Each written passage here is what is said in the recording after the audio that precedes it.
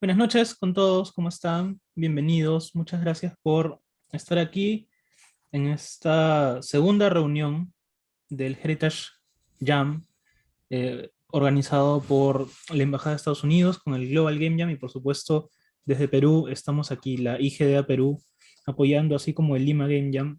Gracias a todos por venir, espero que estén pasando un gran jam. Espero que estén avanzando sus juegos y que al final tengan un producto bastante interesante. Hay mucha gente esperando ver qué es lo que se va a realizar durante estos 2 semanas de trabajo. Y bueno, estamos muy emocionados. Y justamente el día de hoy tenemos a una invitada muy especial que nos va a hablar un poquito acerca de un tema que tiene muchísimo que ver justamente con el heritage, ¿no? Todo lo que tiene que ver con la parte del patrimonio cultural que es tan rico en Latinoamérica en general. Y bueno, la voy a presentar. Ella es la doctora Lucía Watson, es doctora en antropología de la Universidad Nacional Autónoma de México y es licenciada en arqueología. Es magíster en estudios andinos por la Universidad Católica y actualmente cursa un postdoctorado en estudios andinos, también en la Católica. Y además de eso, codirige el proyecto de investigación Momias y Microcosmos con el doctor Andrew Nelson de la Universidad de Western Orlando, Ontario, en Canadá. Entonces, muchas gracias por estar aquí, Lucía, bienvenida.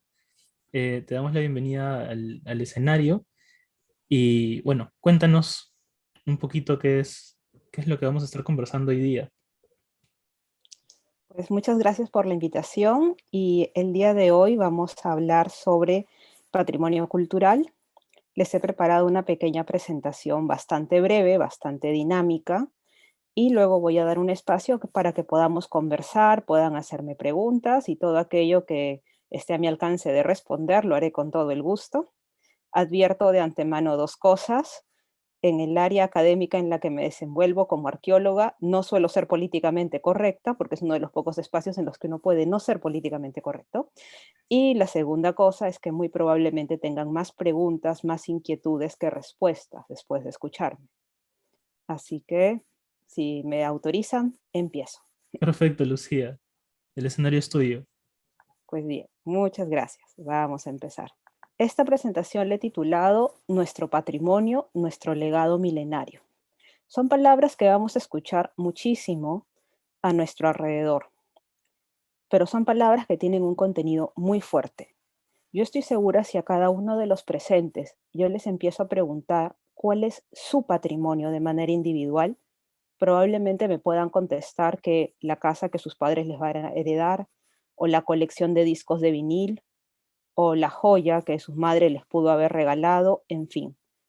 Entendamos en ese sentido el concepto de patrimonio y apropiémonoslo no solo individual, sino pensémoslo a un nivel colectivo, a un nivel de ciudadano peruano. ¿Cuál es nuestro patrimonio? Aquel que nosotros, ustedes y yo, compartimos. Y lo vamos a pensar a un nivel de profundidad temporal. Es un legado milenario, porque no es algo que sea heredado de nuestros padres o de nuestros abuelos o de nuestros bisabuelos, sino que viene de un tiempo mucho más profundo, mucho más antiguo. Entonces vamos a empezar a llenar de significado estas palabras que suelen rodearnos y que las encontramos a veces hasta en anuncios de publicidad y pues pasamos de largo. ¿Qué realmente es lo que quieren decir? Les prometo que esta es la única diapositiva que va a tener texto y que vamos a leer. De ahí en adelante van a ser puras imágenes, ¿ok? Pero para mí era importante empezar con una base de diálogo en común. ¿Qué es el patrimonio del Perú?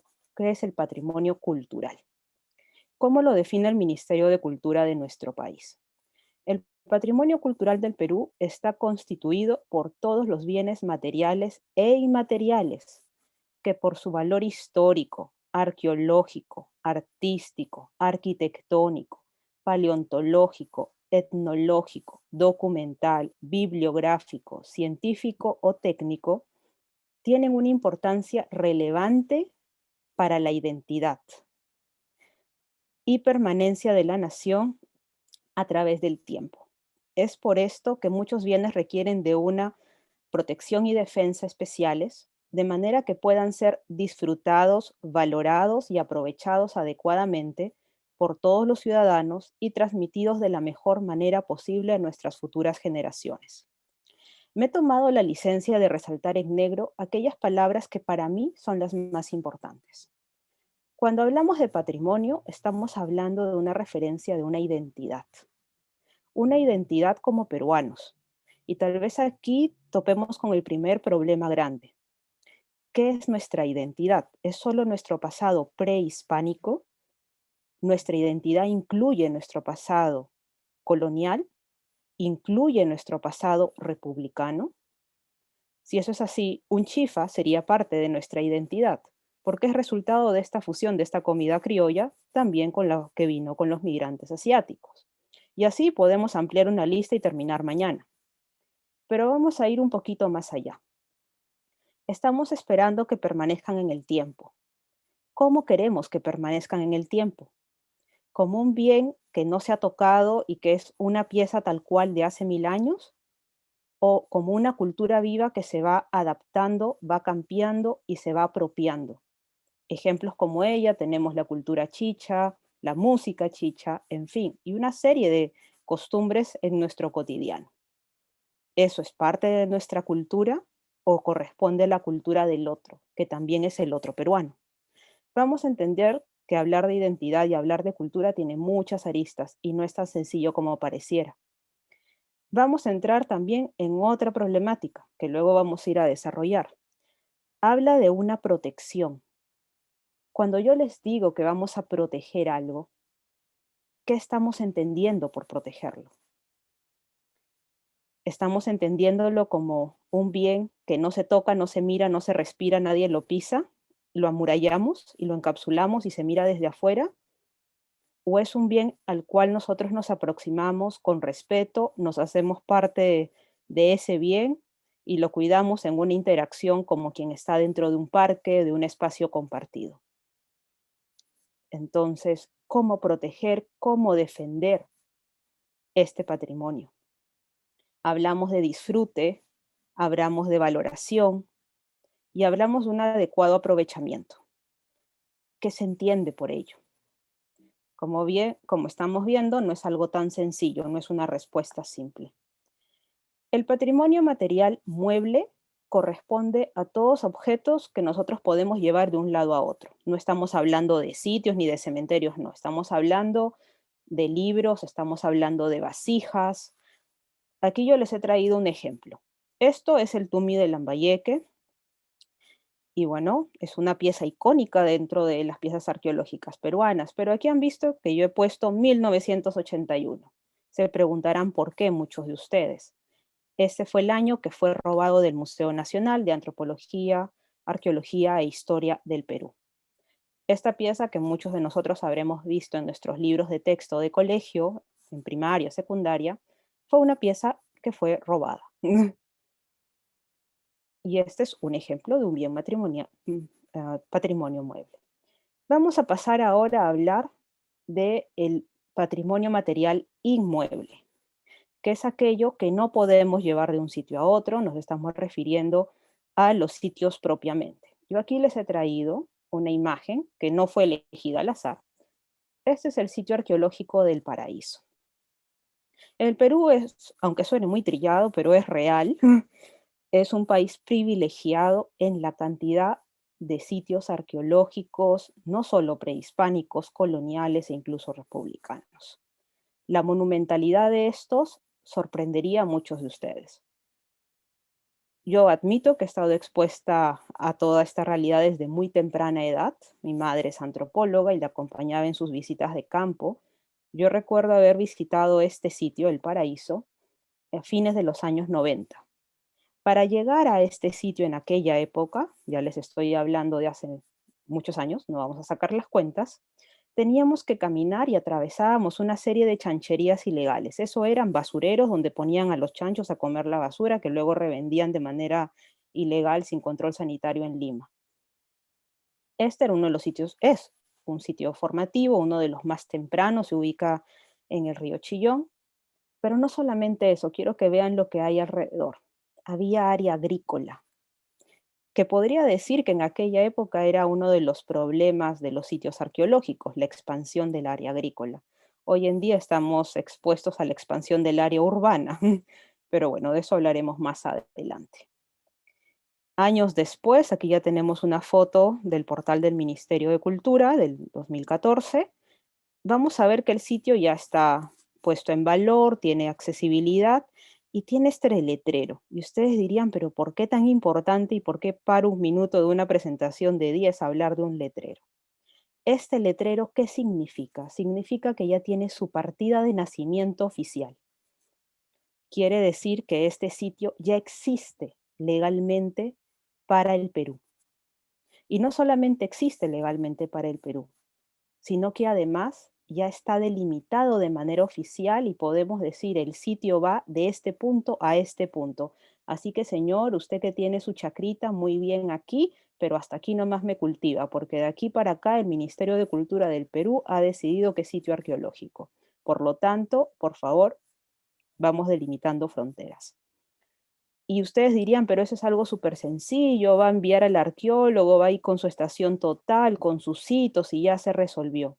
No, no es tan sencillo.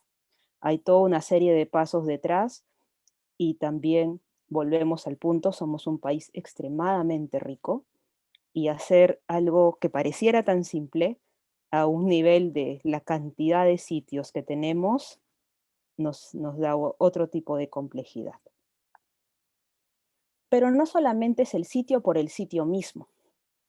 Yo aquí les he traído la foto, que no es mía, es de Revista Andina, y probablemente muchos de ustedes puedan identificarlo. Al menos quiero pensar de corazón que muchos de ustedes lo identifican. Este es el sitio de Caral. ¿Qué diferencia Caral de los tantos sitios arqueológicos que tiene el Perú? Probablemente hasta hace más de 30 años, Caral habría sido un sitio como El Paraíso, un sitio temprano más en el punto de nuestro mapa. Pero en el momento que se hacen fechados de carbono 14, en el momento que se hace un estudio y una investigación seria y podemos decir, no, esta es la civilización más antigua del mundo, es otra cosa. Ya no estamos ante un sitio más. No les estoy contando una historia. Más allá de eso, les estoy dando los resultados de pruebas de estudio de investigación. Y es aquí donde vamos a encontrar o vamos a empezar a desmitificar. El patrimonio no es en sí mismo el sitio, no es en sí misma la pieza, la momia, es la historia que hay detrás. Y esa historia que hay detrás, los arqueólogos no nos las vamos a inventar. Es resultado de tiempo de estudio, de acopiar minuciosamente los datos materiales, de hacer análisis en laboratorio, de días en la biblioteca. No es solamente estar en el campo, hay todo un trabajo que acompaña esta investigación de campo que se hace en la biblioteca, en los archivos, en fin. Y aquí vamos a entrar luego a lo que es el patrimonio inmaterial. Yo aquí les he traído lo que nos presenta el Instituto Nacional de Desarrollo de Pueblos Andinos Amazónicos y Afroperuanos, el INDEPA, y nos dice que hay 16 familias etnolingüísticas, 68 lenguas, 77 etnias. Esto basado en el mapa etnolingüístico que realiza la Universidad Federico Villarreal. Yo les pregunto, y me incluyo, ¿cuántos de nosotros aquí presentes, que es lo mismo que me hizo esta pregunta el doctor Bruce Mannheim, un profesor brillante de sociolingüística, ese fue uno de los cursos que me dictó, estábamos en una sala de posgrado? ¿Cuántos de ustedes hablan inglés? Todos levantamos la mano. ¿Cuántos de ustedes hablan quechua? Solo 2 mantuvieron la mano en alto. Ahora yo puedo decir que hablo quechua a nivel básico, voy empezando. Pero somos un país rico no solamente en comida y gastronomía.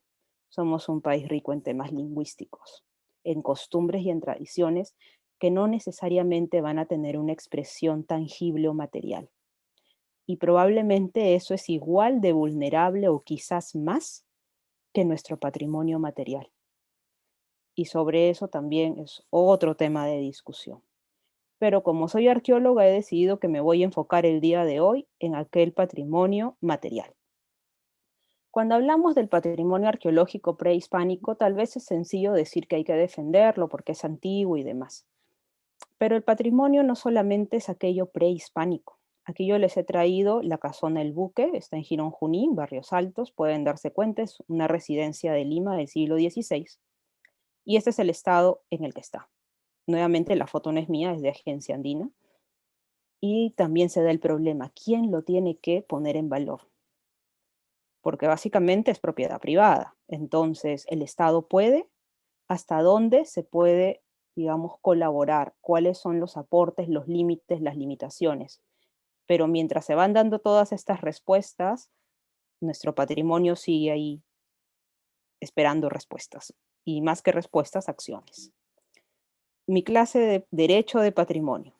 Y aquí siempre me acuerdo de este profesor que nos hablaba y nos preguntaba. Si ustedes tienen un patrimonio, no lo pueden sacar del país. Lo pueden vender, sí. Lo puedes regalar si quieres. Sí, eso es legal. Lo que es patrimonio, que es mueble, o sea, aquello que es portable. Los sitios arqueológicos no, eso ni lo vendes, ni lo heredas, ni nada. Eso es del Estado peruano.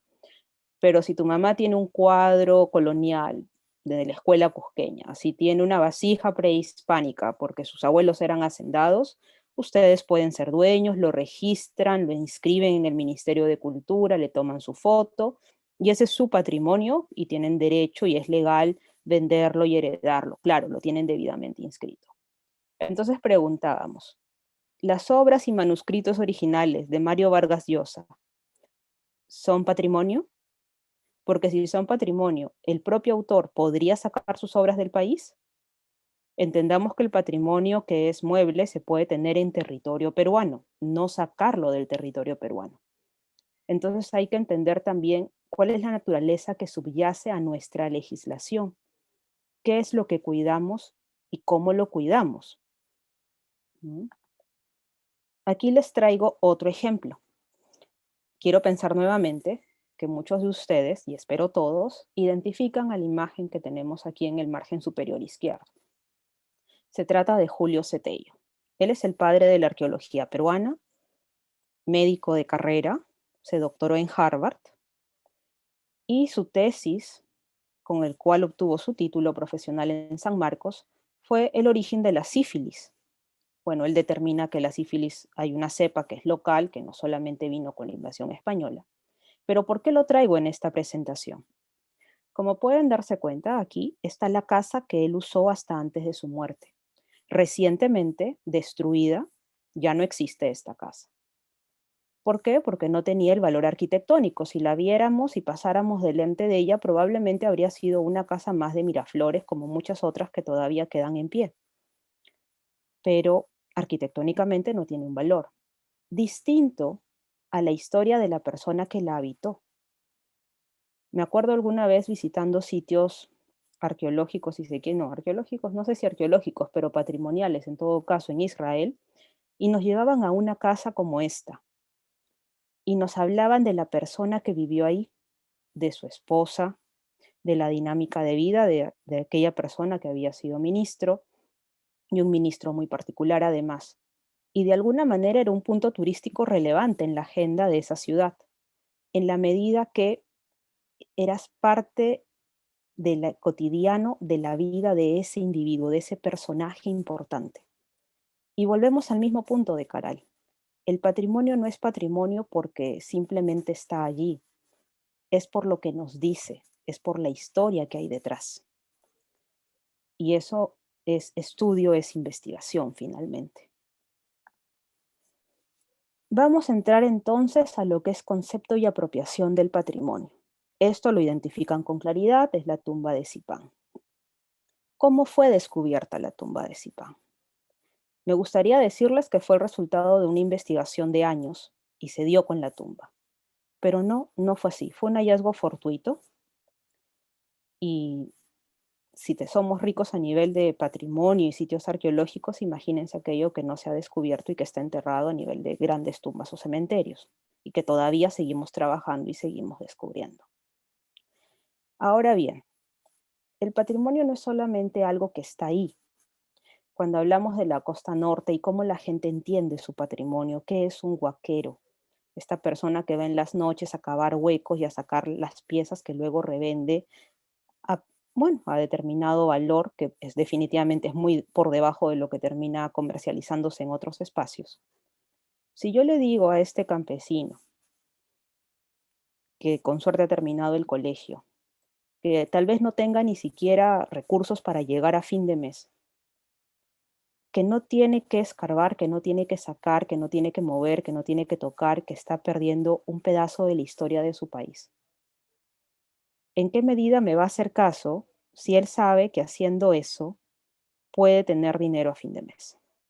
Entendemos que el cuidado del patrimonio es un concepto que ah, no solamente se limita a lo legal, es transversal a aspectos sociales, es transversal a problemas del desarrollo de la expansión urbana, es transversal a temas de conciencia de nuestra identidad, de lo que había antes en ese espacio que nosotros transcurrimos en nuestro cotidiano.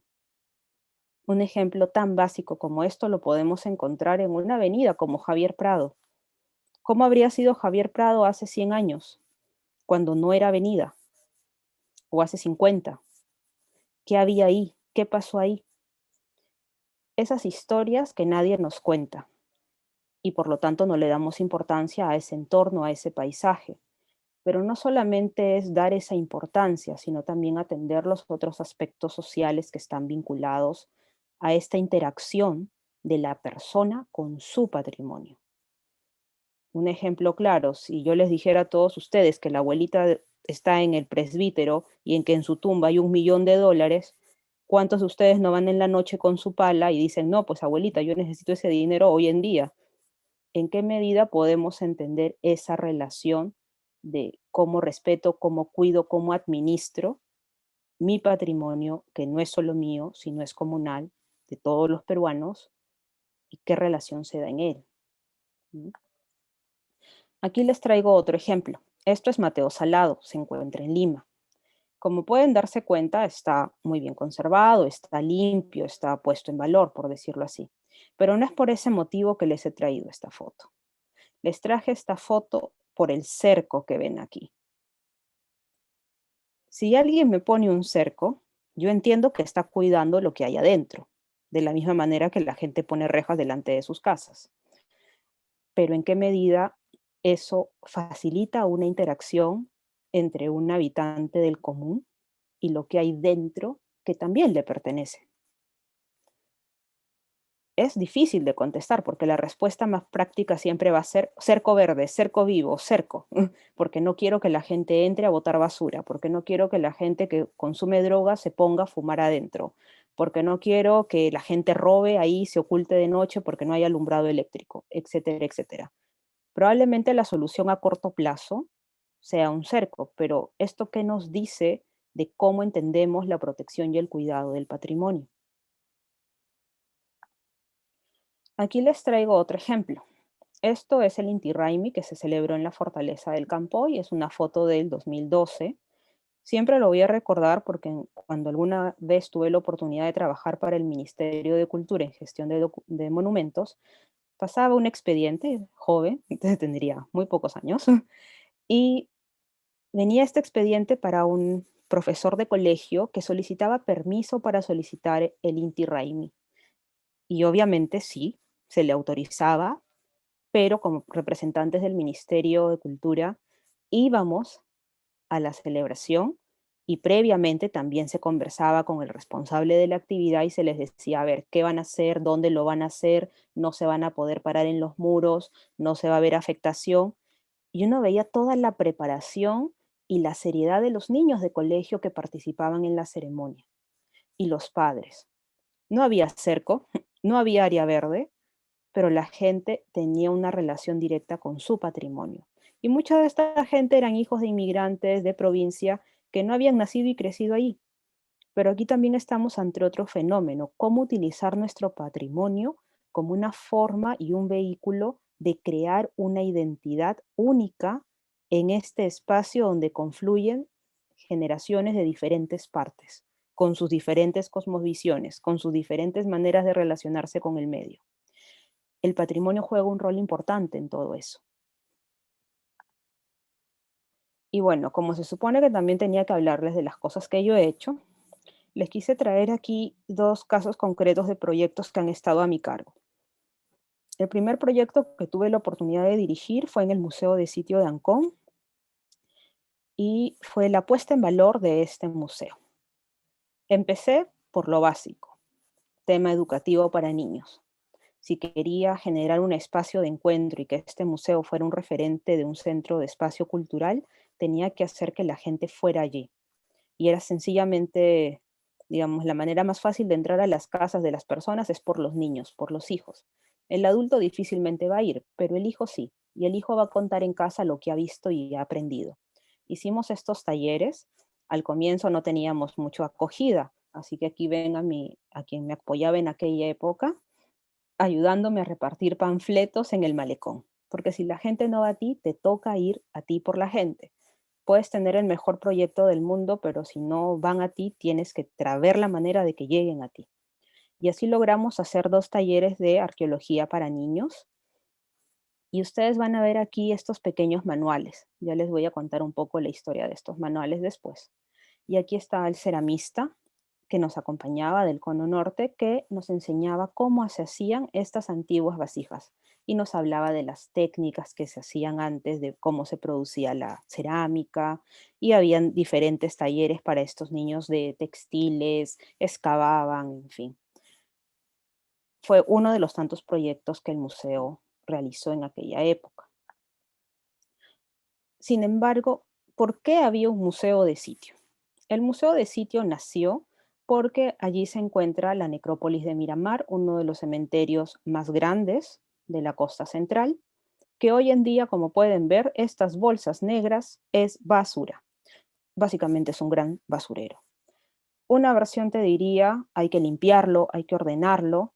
Esto no es sostenible porque si la gente bota basura ahí, lo encuentra limpio, va a seguir botando basura ahí. Implica de que hay que hacer toda una reorganización, un reordenamiento con la municipalidad para ver el tema de canalizar el tema de la basura, por un lado, concientizar a los vecinos cercanos al sitio, por otro lado, y a su vez otra postura, que es una de las corrientes modernas, te diría, bueno, pero tal vez la basura te está contando la historia de ese sitio de hoy, 2021, y cómo el habitante de esta zona entiende su sitio arqueológico, como un basurero. ¿Y eso qué nos dice de la población que lo rodea? Y probablemente es lo mismo que pasaría en cualquier otro sitio del Perú, ¿no? También es esta pregunta que tenemos los arqueólogos, hasta qué punto nosotros tenemos la autoridad de decir, es un sitio arqueológico, ustedes transiten por favor por donde yo les digo que tienen que transitar y van a hacer uso del espacio como yo les digo que tienen que hacer uso del espacio. Y es que mucho de la academia se ha entendido por mucho tiempo desde la verticalidad, de yo académico te digo a ti, ser de a pie, qué hacer. Y tenemos que entender y bajar al llano y hablar en un lenguaje horizontal, de escuchar a ese ciudadano de a pie, a ese poblador, de, ok, ¿cuál es el problema? ¿Por qué se relacionan de esta manera? ¿Se puede solucionar? ¿Cuál es el camino? Y entablar este diálogo de forma horizontal. Y eso es algo que todavía nos falta construir y hay mucho camino en ese sentido por recorrer. Aquí también yo les traje la carátula de este manual. ¿Por qué? Porque a veces pequeños actos pueden tener una repercusión y un impacto que ni siquiera podamos imaginar. En aquella ocasión, fue el año 2010, usamos el mismo manual que el 2009. Voy a ser honesta, no se hizo mucho cambio. Había una joven que conocí el último día que tenía problemas en la cadera. La niña, que nos había acompañado en estos 2 meses de clases de arqueología para niños, había venido desde Junín a hacer sus terapias en Lima. Porque bueno, el tema médico allá no lo permitía, así que tenía que venir, y los familiares de la joven vivían en Ancón. Entonces la mamá había decidido inscribir a la niña en este taller para que se entretuviera en algo los días que no fuese a su terapia. Al año siguiente la niña llegó a saludarnos al museo, muy contenta porque todo lo que había aprendido lo había compartido en su colegio en Junín y había llevado el manual que nosotros le habíamos preparado para las clases. Nos comentó en aquella ocasión que la profesora de historia del colegio le había pedido el manual y le había sacado copia para poder repartirlo con sus demás compañeros de clase. Nunca habría imaginado que algo que se había hecho con dos colegas míos aquí en Lima, 2 años antes, terminaría siendo usado como una herramienta educativa, si se quiere, para niños en Junín. Y es importante porque no sabemos en qué medida algo tan pequeño que podamos hacer pueda tener una repercusión mucho más grande o el eco que ésta pueda tener. Y bueno, yo les hablaba de Caral, les hablaba de la casa de Tello, pero ¿yo qué hice como arqueóloga? Una de las cosas que me decía mi profesor era: Lucía, el material no tiene contexto, no vas a poder investigar, estoy preocupado por ti, porque ¿qué historia vas a contar? ¿Cuál es tu investigación? Una cosa es gestor arqueológico, y probablemente esa fue mi primera lección de vida en el Museo de Sitio de Ancón, que un investigador no necesariamente es un buen gestor, y un buen gestor no necesariamente es un investigador. Pero como lamentablemente tengo un poco de las dos cosas, no podía dejar de investigar, porque sabía que la única manera de poner en valor un sitio era contar esa historia y hacer ver cuál era ese agregado especial, ese valor especial. Y teníamos estos fardos que estaban en mal estado de conservación, así que decidimos hacer un proyecto de conservación. Los limpiamos, los enfardelamos con tela de tul, con cajas sin ácido, con papel de seda sin ácido, y quedaron lindos, perfectos, etiquetados en las bodegas del museo. No quedamos allí, fuimos al archivo de la Biblioteca Nacional del Museo Nacional de Antropología, Arqueología e Historia a buscar qué se había hecho, qué se había dicho de los fardos. Era impactante para mí encontrar los cuadernos y manuscritos de los asistentes que habían sido asistentes de Tello y que continuaron la obra después que él muere. Y en el año 56 encuentro un cuaderno que describe, y siempre me acuerdo de lo mismo, dice: aquí estoy en una mesita en la puerta del museo. La única protección que me han dado para trabajar es un candado y seguiré trabajando hasta donde pueda.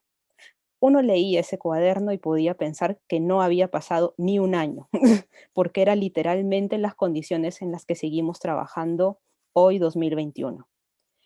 A pesar de ello, la calidad de las imágenes, aquí tienen solo una foto, estos cuadernos describían en la abertura de los fardos que hicieron ellos, hablo de los años 50, capa por capa, los hallazgos, el inventario, todo eso se tipió, se fotografió y se digitalizó. Y con esa información en mano, teníamos los fardos cerrados y esta información de archivo. ¿Cómo saber lo que había dentro del fardo, de cada uno de estos fardos del museo? Y si era lo mismo que habían encontrado aquellas personas que los habían abierto años después, otros fardos, de ese cementerio se recuperaron más de 1000 fardos, sin destruirlos, porque claramente el patrimonio no se puede destruir, abrir un fardo es como excavar un sitio, se destruye. Hice una ponencia como la que estoy haciendo con ustedes y un grupo de investigadores estadounidenses se acercaron a mí cuando hacía mi tesis doctoral y yo no sabía qué hacer, era mi primer año, sin becas, sin muchos fondos, y me dijeron: Lucía, tenemos el financiamiento, nosotros hacemos el escaneo tomográfico. Yo dije: bueno, haré una pequeña muestra, ¿no? Porque sé que eso es caro. No, Lucía, hay dinero, lo hacemos todo. Y así empezó mi mundo en el CT scan, en la reconstrucción 3D y en el mundo de una arqueología virtual. Y aquí tienen una reconstrucción realizada en el 2015 por la doctora Sutherland, la que fue mi maestra en estos procesos de reconstrucción 3D y me enseñó a realizarlos, de uno de los fardos, que tiene más de un cuerpo además, como pueden ver en la imagen. Y resultado de estas reconstrucciones, aquí ya les presento reconstrucciones mías que fui realizando a lo largo del tiempo, se desarrolló no solo una tesis doctoral, sino resultado de esa tesis la publicación de un libro, que es este de aquí, publicado por el British Archaeological Record. Y este es tal vez otro punto en el que quisiera hacer un llamado de atención. ¿Cuántos de nosotros nos enteramos de nuestro patrimonio por revistas como el National Geographic? Con suerte porque salió una nota en El Comercio.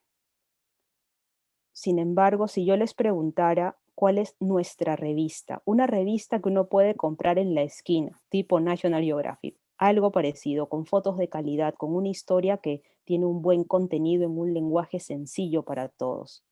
¿Tenemos alguna de ellas? Una revista que tú quieres decir, no es investigación dura, así, de datos y fechas, no, algo digerido. En México tenía la revista de arqueología mexicana, ¿no? Fabuloso. O sea, había el número de comida, de muertos, de lo que quieran, para el ciudadano de a pie. Lamento decirles que en el caso peruano no tenemos esa revista, no existe. Y bueno, los académicos tenemos que difundir nuestros hallazgos de alguna manera, y tuve la oportunidad de publicar este libro. He de confesar que esta aventura de estudiar la arqueología utilizando los métodos no invasivos, no destructivos, me dio toda una herramienta no solo para poder estudiar el patrimonio sin destruirlo. Se hizo una herramienta de hacer arqueología para el futuro, si se quiere. El año pasado, durante la pandemia, veía a mis colegas encerrados en sus casas, tal vez por Zoom, y sin poder hacer mucho. Yo confieso que el año pasado en la virtualidad es el año en el que más he trabajado. Casi todos los días analizaba un fardo de forma virtual. Y hay que ver cómo nuestra carrera empieza a confrontar y apropiarse de nueva tecnología, de nuevas herramientas, de cruzar estos puentes de interdisciplina, transdisciplina, de equipos de colaboración internacional. Empezar a salir de mirar de esta caja en la que suelen encasillar, esto es el especialista. No, hay que abrirnos. Y estoy segura que muchos de ustedes lo hacen.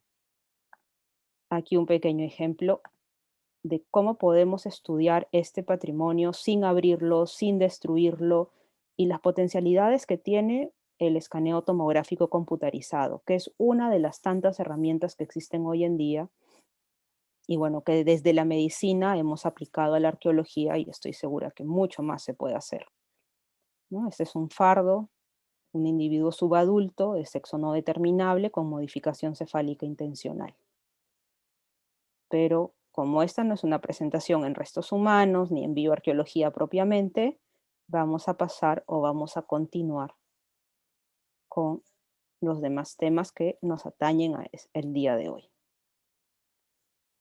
Y dejamos descansar al fardo un rato. Y les voy a hablar del segundo proyecto que estuve a mi cargo. Bueno, terminé mi doctorado. Me dieron la oportunidad de dirigir el tramo del camino Inca que conecta Cusco con Bolivia, todo lo que es conocido como la raya de Saguadero. Aquí tienen una imagen del camino de Pomata, y yo la escogí por una razón en especial. Es un camino vivo, si se dan cuenta. Tienen al poblador de hoy en día que lo sigue usando, pastea sus ovejas. De ninguna manera le voy a decir a ese poblador, esto es patrimonio cultural, usted no lo camina, no lo transita y por favor me camina por el costado. Porque es su patrimonio y tiene todo el derecho de usarlo. Yo no veo que las ovejas lo destruyan. Mi función como arqueóloga es ver, ok, cuál es el daño potencial que tiene, cuál es esta conservación preventiva que se le debe hacer al camino y cuál es ese mantenimiento que se le tiene que hacer todos los años o cada cierto tiempo, en qué medida se afecta por fenómenos culturales como las ovejas y la señora caminando, o en qué medida vamos a encontrar estos caminos elevados que también habían en Puno, se afectan por los humedales. Nosotros íbamos al camino el primer año que estuve allí, en la época de sequía y en la época de humedal. Estábamos ahí con nuestras botas de hule, caminábamos ahí con un montón de fango y lodo, y en la época de sequía con nuestras zapatillas tranquilas. Porque no es lo mismo un sitio en diferentes temporadas. Y eso también es importante ser conscientes. No hay una respuesta mágica para todos los sitios. El tratar el patrimonio cultural implica un profundo conocimiento in situ del lugar. No lo vamos a hacer por fotos satelitales o por drones. Tenemos que caminar, tenemos que estar ahí. Esto es un poco a la vieja escuela. Ustedes dirían, pero ¿por qué? ¿Por qué no la foto satelital? ¿Por qué no el dron? Porque en la foto satelital, porque en el dron, porque en el libro del Coffee Table Book, ustedes no van a hablar con el comunero. Ustedes no van a ver qué es lo que hace el comunero ahí. No van a entender las dinámicas sociales. Y a este punto ya nos ha quedado claro que hablar de nuestro patrimonio cultural no es solamente hablar del bien, del objeto o del sitio, es hablar de todas las dinámicas sociales que están alrededor del mismo. Y estas dinámicas sociales cambian a lo largo del tiempo, y no del tiempo a lo largo de años, a lo largo de un año, ante un fenómeno tan básico como época de lluvias y época de sequías, por ejemplo. ¿Y cuál es nuestro plan de manejo de este sitio? No lo vamos a desarrollar solo con ingenieros. Necesitamos un componente humano, un componente social. Y para eso tenemos que estar en el sitio. Y bueno, siguiendo con esta vena de investigación, me voy a permitir contar parte de estas limitaciones. Se publicó este libro al cabo del segundo año de mi gestión, que lo pueden descargar de forma gratuita en Internet, que presenta el camino al Titicaca. Es todo el recorrido con fotos, tanto aéreas como fotografías, de cada uno de los puntos que han sido declarados áreas de máxima protección ante la UNESCO y del valor de este patrimonio inmueble que también se genera, como estos toritos de Pucara, entre otros. Este libro para mí me sirvió no para solo presentar fotos bonitas de lo que hay en Puno, que es un lugar que tiene paisajes realmente bellos y de los cuales poco se habla, sino también para conocer cada uno de estos sitios. Pero bueno, a este punto nos hemos dado cuenta que la problemática pues es compleja. Hablar de este cuidado al patrimonio, estamos, digamos, confrontando fenómenos naturales como el fenómeno del Niño, las lluvias, desprendimientos, vamos a ver si Cuélap está bien o si se nos va a caer a pedazos, entre otros. Para ello, probablemente la respuesta técnica sea la mejor. Un ingeniero siempre me dice, todo tiene solución, Lucía, todo tiene solución y les puedo dar fe que todo tiene solución. Pero si queremos que esta solución sea sostenible en el tiempo, tenemos que atacar los problemas culturales.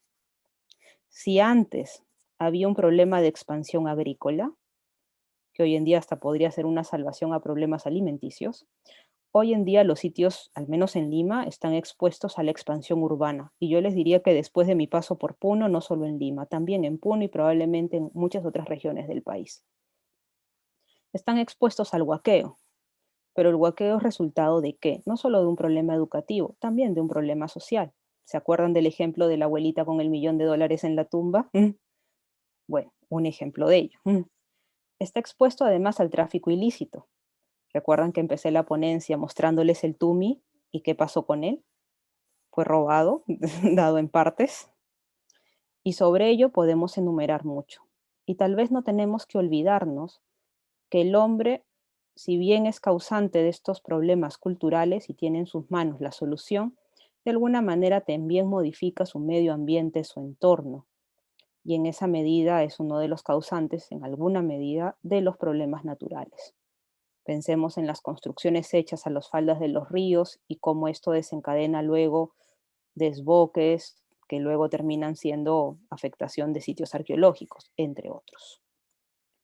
Y bueno, para terminar mi ponencia, quería presentarles no una foto mía, pero sí la pregunta que enfoca esta estación total. ¿Es nuestro patrimonio la crónica de una muerte anunciada? Supongo que el tiempo lo va a contestar y espero que las propuestas que nos den resultado de sus proyectos permitan que la respuesta no sea que sí. Muchas gracias. Muchísimas gracias, Lucía, por tu interesantísima ponencia. Estoy seguro de que los chicos tienen muchas preguntas y en realidad esto va a estar grabado también en YouTube, así que igual por ahí te van a estar contactando para dejarte posteriormente también algunas preguntas. Bueno, y está listo nuestro siguiente ponente, entonces muchísimas gracias por tu tiempo, muchas gracias por apoyarnos, por estar aquí. Y nada, muchas gracias por tu trabajo. Un gusto tenerte. El gusto ha sido mío y estaré atenta a cualquier inquietud. Listo, muchas gracias. Bien, Continuando con esta serie de ponencias, tenemos a nuestro segundo invitado del día. El invitado es el señor Adrián Girón Ponce. Él es bachiller en arte por la Universidad Nacional Mayor de San Marcos, con estudios concluidos de maestría en arte peruano y latinoamericano en la misma universidad. Tiene experiencia profesional en temas de inventario, registro y catalogación de bienes culturales, muebles histórico-artísticos, trabajando en diversos proyectos. Desde el año 2017 trabaja en la Dirección de Recuperaciones, Unidad Orgánica de Dirección General de la Defensa del Patrimonio Cultural en el Ministerio de Cultura, y actualmente es responsable de la atención de casos de sustracciones de bienes culturales muebles. Bienvenido, Adrián, muchas gracias por estar aquí, por acompañarnos. Muchas gracias a ti, muchas gracias a todos por su asistencia, por la invitación y por la oportunidad de poder compartir la experiencia de trabajo en la Dirección de Recuperaciones, que es el área del Ministerio de Cultura, donde vengo trabajando ya hace algunos años con los temas de los que les voy a hablar a continuación. Para eso he realizado una pequeña presentación en PowerPoint que me voy a permitir compartir con ustedes para que pueda acompañar la pequeña charla que les voy a brindar. Perfecto, Adrián. Entonces, el escenario es tuyo. ¿Puede ver bien la presentación? ¿Sí? Sí se ve. Perfecto. Miren, en la Dirección de Recuperaciones, la unidad orgánica de Patrimonio Cultural del Ministerio de Cultura, a lo largo de los años se ha venido trabajando el tema preocupante, problemático, del tráfico ilícito de bienes culturales muebles, ¿no? Es un problema muy grande que agobia, aqueja al Perú y también a muchos otros países con vastas culturas, con grandes culturas, ¿no? Y gran acervo cultural que protege y tiene que lidiar constantemente con el tema del tráfico ilícito, ¿no? Yo quiero presentarles de manera muy resumida un conjunto de acciones que nosotros realizamos con el fin de atender diferentes casos que tienen que ver con la afectación, con la sustracción, con la pérdida de nuestro patrimonio cultural mueble, ¿no? Que es de la competencia de la Dirección de Recuperaciones. En primer lugar, quizás tendría que referirme a el tema normativo, al tema legal, ¿no? No es un tema de mi especialidad, les debo de confesar, pero sí a fuerza de trabajar con estos temas, con esta problemática del tráfico ilícito, es sumamente importante poder conocer, saber que existen ciertas legislaciones, ciertas normas en el contexto peruano y en el contexto internacional que a lo largo de los años han ido surgiendo, implementando, se han ido actualizando con el fin de frenar esta ola de tráfico ilícito de bienes culturales, ¿no? Para ello, hay una convocatoria formal de diferentes países que como estados partes o estados participantes han suscrito diferentes convenios, diferentes acuerdos para que en común los países participantes frenen la ola del tráfico ilícito de bienes culturales, ¿no? Quizás hablando en tema del marco legal internacional, es muy importante poder referirnos a algunas convenciones, algunos convenios, ¿no? Que nos permiten poder dar sustento a las reclamaciones cada vez que nos enteramos de lamentables casos de sustracción o de subastas de bienes culturales muebles peruanos en el extranjero. Quizás una de las primeras e importantes de estas sea la Convención de La Haya en el año 1954, suscrita en el año 54, para la protección de los bienes culturales en caso de conflicto armado y su reglamento, ¿no? A partir de esta convención es que se empezó a implementar una serie de mecanismos legales internacionales para frenar el tráfico ilícito, ¿no? Por acuerdo de los países participantes. Una convención fundamental también importante que siempre citamos y a la que apelamos porque congrega una mayoritaria, un mayoritario conjunto de países suscritos, es la Convención de la UNESCO del año 1970 sobre las medidas que deben adoptarse para prohibir e impedir la importación, la exportación y la transferencia de propiedad ilícita de bienes culturales, ¿no? Así como ella, también en el año 76, la Convención de la OEA sobre la defensa del patrimonio arqueológico, histórico y artístico de la nación, según la Convención de San Salvador, ¿no? Y otras también importantes, perdón, son el convenio UNIDROIT, suscrito en el año 1995, sobre los bienes culturales robados o exportados ilícitamente, ¿no? Como ustedes pueden ver, son estos acuerdos multilaterales entre países para abordar estos temas de tráfico ilícito, en este caso específico de robos de bienes culturales, ¿no? Y finalmente, la decisión número 861, actualizada en el año 2020, sobre la protección y recuperación de bienes del patrimonio cultural de los países miembros de la comunidad andina, ¿no? Porque también en la región, en la comunidad andina, también existen mecanismos para la protección y la reclamación de nuestro patrimonio cultural. Ahora bien, pasando al tema de la legislación nacional, ustedes tienen allí en la presentación una serie de normativas que avalan desde la calificación y la determinación del patrimonio cultural peruano, ¿no? Como estipula la Constitución Política del Perú del año 93, en su artículo 21, ¿no? Y nuestra legislación peruana sobre patrimonio cultural, la ley 28296, Ley General del Patrimonio Cultural de la Nación, año 2004, y su reglamento, aprobado en el año 2006, ¿no? Y además de ellas, una serie de normas que están relacionadas en general con diversos bienes integrantes del patrimonio cultural, ¿no? Por ejemplo, en protección del patrimonio bibliográfico o en protección del patrimonio archivístico, el sistema de archivos también, y otras disposiciones nacionales que facultan a instituciones como la Policía Nacional, como aduanas, etcétera, ¿no?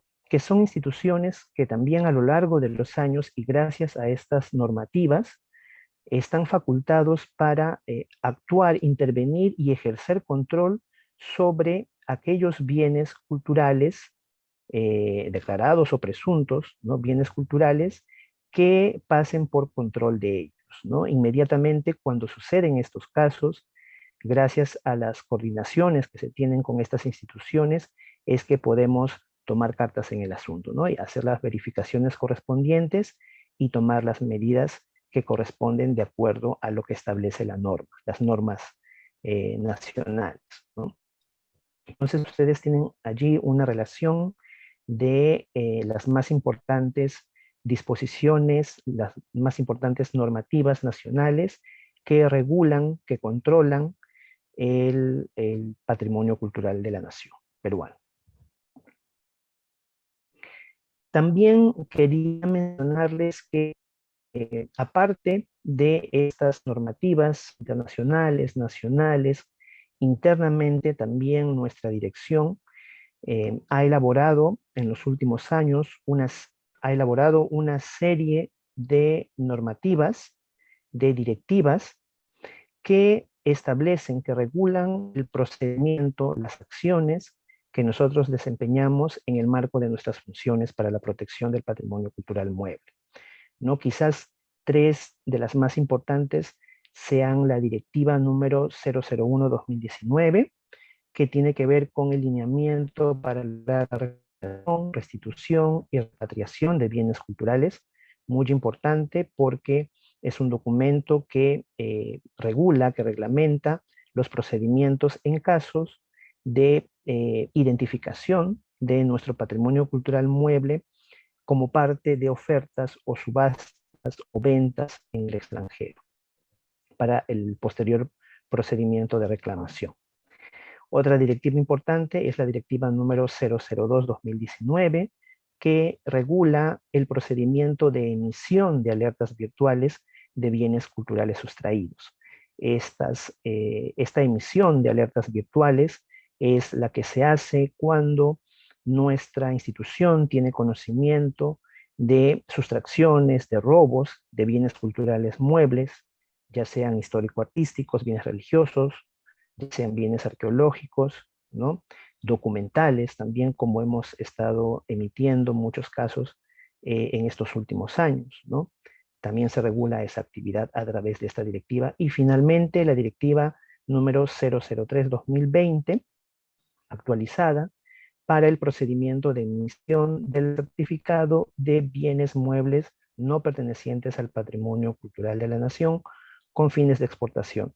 Porque en acuerdo a lo que estipula nuestra ley 28296, la ley de patrimonio cultural de la nación, para el caso de exportación de réplicas de bienes culturales, es importante que aquella persona que exporte estas réplicas cuente con un certificado que determine claramente que aquello que está saliendo del país no es patrimonio cultural. De esa manera también establecemos un control, una verificación previa de todas estas piezas.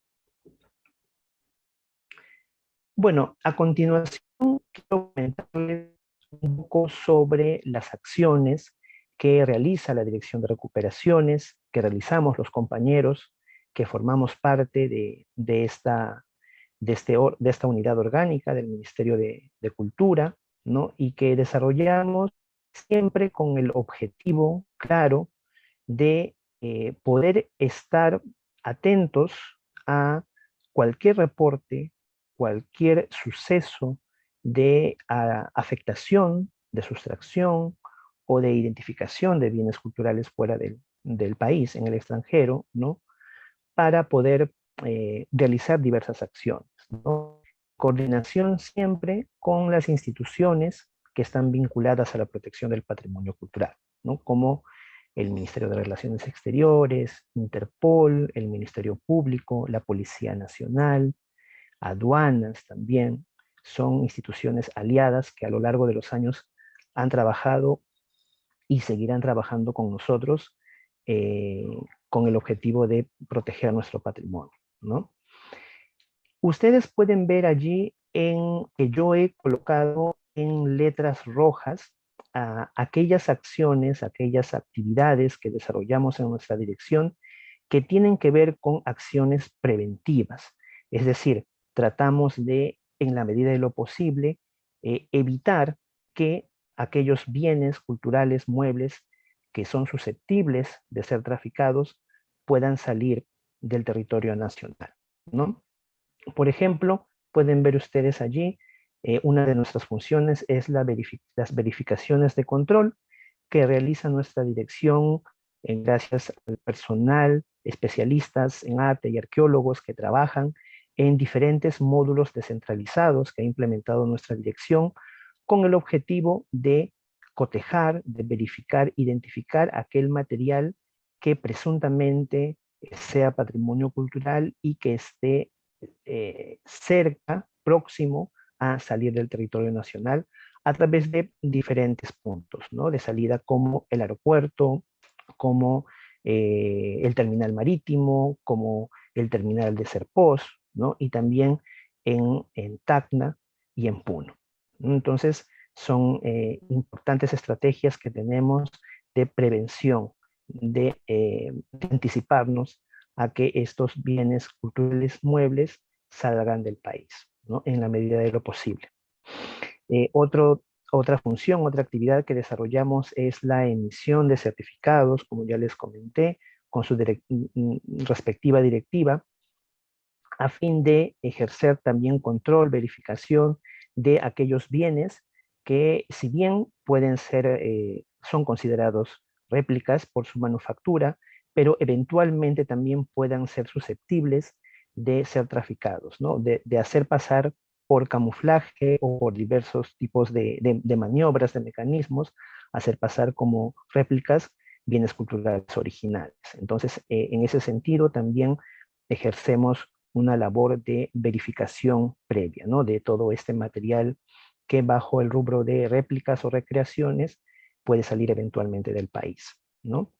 El tema de las capacitaciones, que también desarrollamos constantemente, siempre en coordinación con las diferentes instituciones que ya les mencioné, ¿no? Anteriormente de la pandemia, esto se llevaba de manera presencial, ¿no? Pero también durante pandemia hemos podido implementar estas capacitaciones virtuales, ¿no? A través de la plataforma Zoom y otras, ¿no? Para que sea constante, para que el personal aliado que trabaja con nosotros esté constantemente actualizado de temas muy importantes como la identificación de bienes culturales, las acciones que desarrollamos, ¿no? Y temas importantes también como la normativa, ¿no? Que les mencionaba. Luego también otra función, otra acción preventiva es la publicación que hemos tenido oportunidad de realizar gracias también a trabajos coordinados con diferentes instituciones. Por ejemplo, ustedes pueden ver a la mano derecha, en la parte de arriba, la guía para identificación de bienes documentales en riesgo de tráfico ilícito, que recientemente se pudo publicar, difundir y además en idioma inglés, ¿no? Además del español, con el objetivo de poder alertar, poner en conocimiento de las instituciones nacionales y extranjeras de control de que existe una gran cantidad de bienes documentales que están siendo identificados como parte de ofertas y ventas ilícitas en el extranjero, ¿no? Por tanto, es importante estar informados al respecto, ¿no? Para que el ojo se aguce y pueda identificar estos materiales, ¿no? En las labores de control. Y bueno, como parte de las acciones ya fácticas que se realizan sobre la marcha, ¿no? Ya de sucesos, de acontecimientos lamentables, desde luego, ¿no?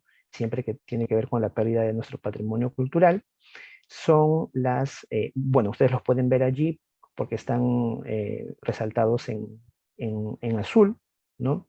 Tenemos la emisión de alertas virtuales, como les comentaba.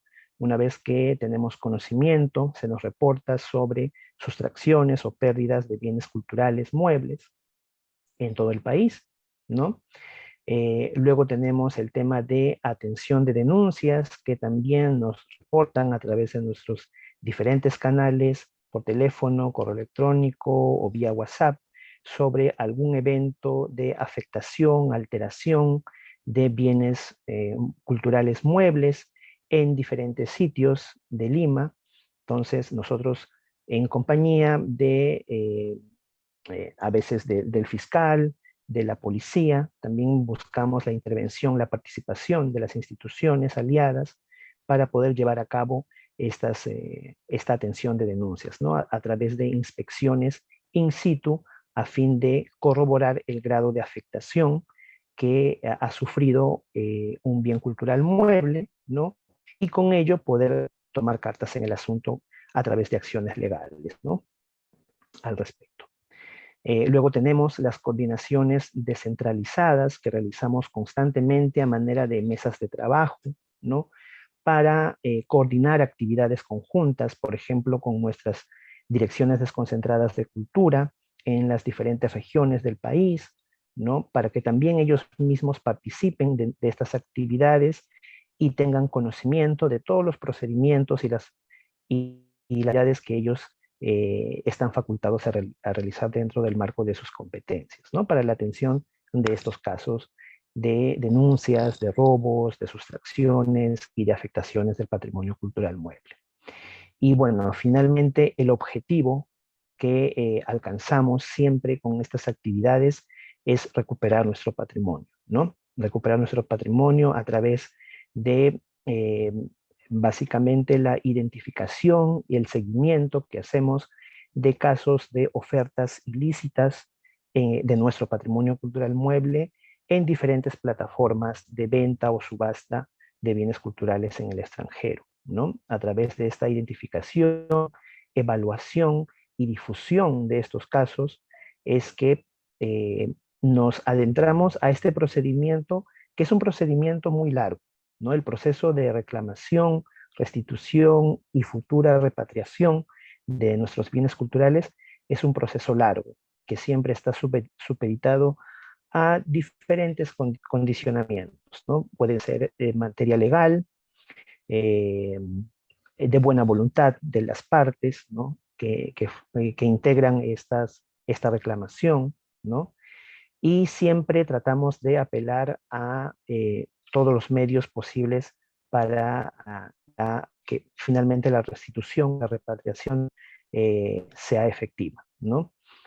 A través del medio legal, como estamos facultados a través de nuestra Procuraduría Pública, que es un procedimiento largo porque implica un proceso de investigación, de análisis de los casos, ¿no?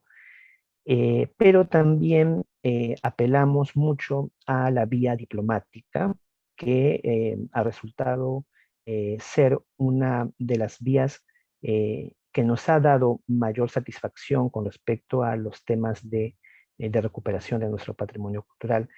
Precisamente en la imagen que ustedes pueden ver en la parte inferior izquierda, tienen una captura de un momento en que se restituyó, se logró repatriar algunos lienzos que formaban parte de una serie importante de la creación al diluvio, se llama así la serie, de estos lienzos que pertenecen a la capilla de Hualahoyo en Junín, ¿no? Que se tuvo oportunidad de recuperar.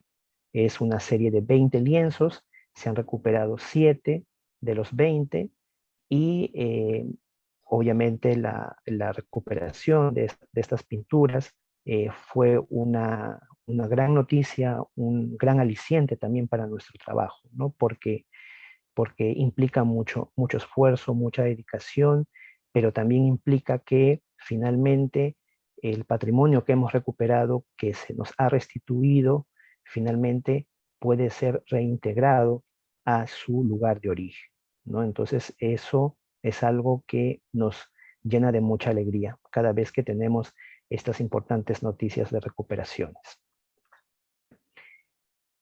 Finalmente quería compartir con ustedes algunas imágenes de bienes culturales muebles que constantemente han estado en riesgo de tráfico ilícito.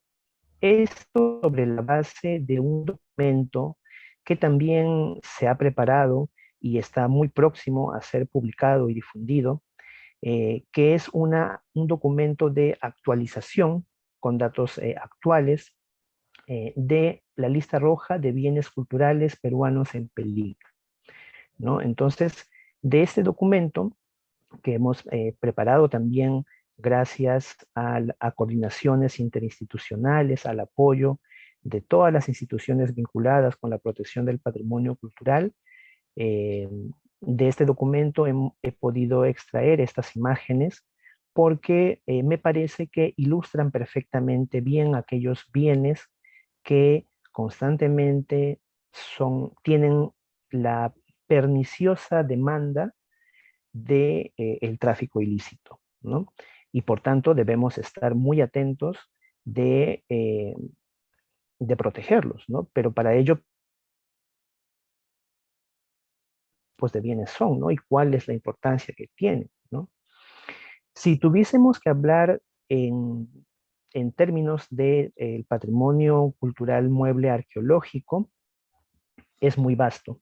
las tipologías, los materiales arqueológicos son vastísimos, vastísimos. Pero quizás los más ilustrativos, los que, digamos, tienen mayor demanda en el mercado negro del tráfico ilícito de bienes culturales, están textiles, los metales y la cerámica. Siempre que se tiene oportunidad de identificar ofertas ilícitas en el extranjero, eh, conocemos de casos, identificamos bienes culturales arqueológicos siempre dentro del rubro de textiles, metales y cerámica, ¿no? Son constantes. Ustedes tienen allí, por ejemplo, un tipo de textil en un manto de la Paracas, también una máscara de oro con representación antropomorfa de la cultura lambayeque, muy conocida, y un cántaro caragoyete, ¿no? De la cultura wari, que afortunadamente tuvimos oportunidad de recuperar también, ¿no? Y así por el estilo son los tipos de bienes arqueológicos que consideramos tienen mucha demanda para el tráfico ilícito, ¿no? En cuanto a bienes histórico-artísticos, también es vasta la tipología, la demanda también es muy amplia, pero siempre como constante en estas ofertas, en estas subastas internacionales, aparecen pinturas, ¿no? Sobre todo pinturas coloniales, cusqueñas, ¿no? Relacionadas a el culto religioso mariano, o a veces a la angelología, ¿no? A ángeles, arcángeles, o de repente, eventualmente, algunos santos, ¿no? Pero las pinturas religiosas virreinales gozan de mucha demanda y son una constante también en estas subastas. Y finalmente, como parte del patrimonio cultural mueble, también es importante mencionarlo, ¿no? El patrimonio documental archivístico, ¿no? Goza de mucha demanda. Los últimos años hemos reportado muchísimas alertas virtuales para casos de subastas o ventas de bienes documentales archivísticos, todos ellos relacionados siempre a personajes importantes de la historia peruana, ¿no? Como don José de San Martín, como los primeros gobernantes de la República, como nuestros héroes nacionales, como Miguel Grau, ¿no? En diferentes tipos de bienes documentales, ¿no? Ya sean cartas, oficios, los protocolos notariales, inclusive también yendo un poco más atrás, de época virreinal, también hay cédulas reales, ¿no? Emitidas por los reyes de turno, también gozan de mucha demanda, ¿no? Y son bienes que son constantemente susceptibles de, de esta lamentable oferta y subasta de bienes en el extranjero. Finalmente, antes de terminar y agradecerles a todos por su atención, tienen ustedes allí los datos míos, el correo electrónico de nuestra dirección de recuperaciones, mi correo electrónico y los números telefónicos por si ustedes tienen alguna consulta, alguna información relevante que quieran compartir con nosotros o también quieran hacernos llegar denuncias. Nosotros estamos prestos y atentos para poder atender estos casos, ¿no? Pero no quería retirarme, no quería terminar sin antes comentarles que conscientes de este trabajo, de la importancia que tiene la protección del patrimonio cultural y del trabajo que se viene desarrollando en este rubro, en esta materia, es que recientemente, gracias al esfuerzo de todos los colegas y compañeros de nuestra dirección, se ha podido implementar, realizar una exposición virtual denominada Patrimonio Recuperado, Bienes de nuestra Identidad Cultural, a la cual ustedes pueden acceder ingresando al link que ven en la parte inferior, ¿no? Y allí podrán tener la oportunidad de conocer sobre el trabajo que desarrollamos, aquellas piezas importantes que hemos podido recuperar estos últimos años, ¿no? Y una serie de temas relacionados a normativa, al tráfico ilícito, a la protección del patrimonio, ¿no? Todo de manera virtual para que toda la ciudadanía, todo el público interesado pueda conocer más sobre el trabajo. Y nos parece importante esta exposición virtual porque también es una manera de llamar la atención sobre nuestro patrimonio cultural mueble, sobre su eh, fragilidad, la susceptibilidad que tiene de poder correr el riesgo de ser traficado, ¿no? Y la importancia que tenemos, que debemos tener todos nosotros como ciudadanos activos, ¿no? En la protección de nuestro patrimonio cultural, ¿no? Para poder proteger nuestro patrimonio cultural, nuestra identidad, es importante primero conocer, ¿no? Quizás esto que les digo ya lo hayan escuchado antes y quizás suene muy repetitivo, pero es la verdad y es algo muy importante, ¿no? Antes de amar, de proteger lo que nos pertenece, lo que nos identifica como peruanos, es importante siempre conocer y conocer lo más que se pueda, porque nuestra cultura, nuestro patrimonio es vastísimo, es inmenso.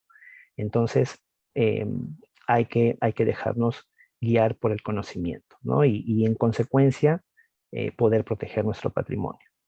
Eso es todo de mi parte y también estoy llano a cualquier consulta o pregunta que tengan sobre el particular. Muchas gracias por su atención. Muchísimas gracias, Adrián.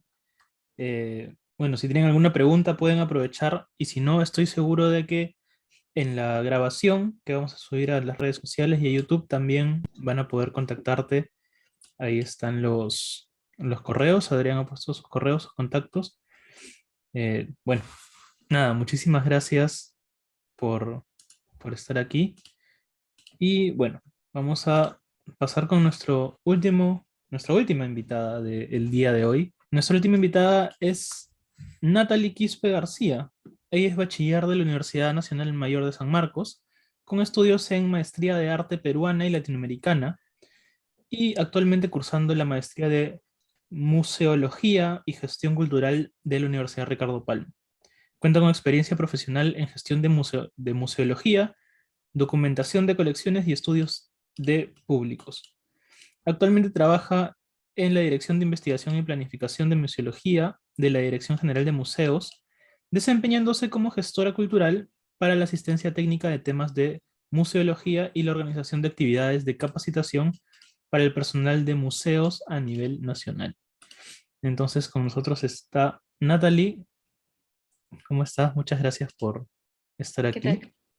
¿Qué tal? Buenas noches a todos y a todas. Gracias a IGDA Perú y también al área de Asuntos Culturales de la Embajada por la invitación. Desde la Dirección de Investigación y Planificación Museológica, que forma parte de la Dirección General de Museos, hemos elaborado esta pequeña presentación para poder explicarles cuál es el ser y quehacer de los museos, al menos aquí en el entorno peruano. La Dirección General de Museos es el órgano encargado de formular las políticas públicas en relación a los museos, tanto desde la gestión, pasando por la protección, la conservación y la difusión de los bienes culturales muebles que forman parte del patrimonio cultural de la nación. A su vez, la Dirección General de Museos está conformada por por 3 direcciones y un equipo especial. La Dirección de Investigación y Planificación Museológica, que ve el componente museológico, todo lo que es la conceptualización de museos y brinda asistencia técnica para la creación de los mismos. También tenemos a la Dirección de Gestión, Registro y Catalogación de Bienes Culturales Muebles, que se encarga de ver todo lo concerniente a las colecciones, tanto privadas como públicas, que hay a nivel nacional, ¿no? Y también se encargan de todo el tema de documentación. Esto quiere decir del inventario, el registro y la catalogación. Por otro lado, tenemos a la Dirección de Evaluaciones y Servicios Técnicos, que es la encargada de ver el componente físico. Esto quiere decir la infraestructura, los sistemas eléctricos, también se encarga de ver parte de lo que es los proyectos museográficos, y finalmente tenemos el equipo especial en conservación y restauración de bienes de la Dirección General de Museos, que se encarga de dar pautas técnicas y asistir técnicamente a aquellas instituciones y también colecciones que requieren de pasar por procesos de conservación, ¿no? Ahora, siempre nos hemos preguntado qué es un museo. Si bien hay normas internacionales que nos indican que un museo tiene ciertas características, bajo la normativa nacional, de acuerdo a la Resolución Directoral Nacional 415, se considera que un museo es la institución que tiene por función principal proteger, conservar, investigar, exhibir y difundir el patrimonio, así como toda actividad que contribuya a enriquecer la vida cultural de la sociedad. Bajo estos parámetros vamos a ir viendo cómo se van conformando los museos aquí en el Perú. De acuerdo a esta resolución también tenemos que los museos pueden ser diferentes de acuerdo a su régimen de propiedad, ya sean museos estatales, que son los nacionales, los regionales, los municipales, los comunitarios, y los museos que forman parte de instituciones educativas nacionales, ¿no? Y en el caso de los museos privados, son aquellos museos que responden administrativamente a asociaciones, instituciones privadas, instituciones religiosas, fundaciones y sociedades, ¿no? También podemos observar que hay una serie de museos, no solamente podemos hablar de un museo como un ente totalitario, sino que tenemos museos de arte, de arqueología, de historia, museos regionales especializados de etnografía, y recientemente en el año 2020 se incluyeron los lugares de memoria como parte de esta lista de museos, ¿no? En este caso tenemos, por ejemplo, al lugar de la memoria y la tolerancia y la inclusión social, conocido como el LUM, ¿no? Ahora, también podemos tomar en cuenta que, de acuerdo al último mapeo de la Dirección General de Museos, que tiene un catastro que ha ido recogiendo toda información de museos y que está en proceso de verificación, se ha identificado que hay más de 800 instituciones museales. Esto quiere decir que dentro de estas instituciones museales tenemos a 372 museos identificados en este catastro, que también incluyen galerías, centros culturales, también zoológicos, sitios naturales. Entonces ahí vamos a ver estos puntos, ¿no? De estos 372 museos identificados, 56 están administrados por el Ministerio de Cultura, 70 están administrados por gobiernos regionales, 186 están a cargo de entidades estatales, también 130 son museos privados, y de esos 372, 259 están ubicados fuera de Lima. Entonces hay una gran cantidad de museos que se ubican en diferentes regiones, que responden también a una realidad distinta por el tema de cantidad de personal, uso de recursos, tipo de colecciones. Entonces, ante eso hay que tomar en cuenta que los proyectos que se vayan realizando tienen que responder a la pertinencia cultural de cada institución, ¿no? Ahora, un museo no se crea simplemente porque, bueno, tengo una colección y quiero hacer un museo.